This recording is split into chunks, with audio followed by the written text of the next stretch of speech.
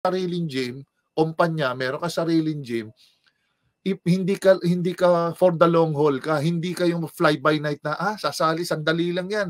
After next year, 2 years from now, wala na rin yan.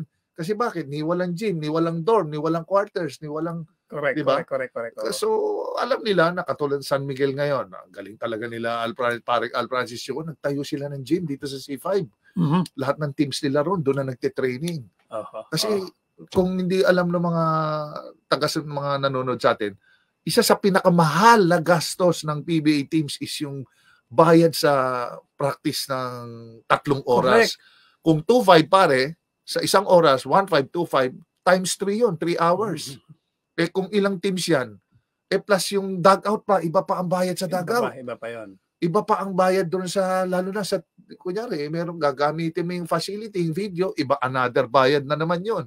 So yun, yung marami nilang kinonsider, kaya dapat it's high time na dapat magkaroon ng gym na yung PBA as sa buong, itong as a league. Dapat meron na. Matagal nang pinag-usapan yan, pare. Kung maalala ko, boy pa si Commissioner June Bernardino, nagpaplano talaga magtayo ng gym. Yes, matagal na, naghahanap.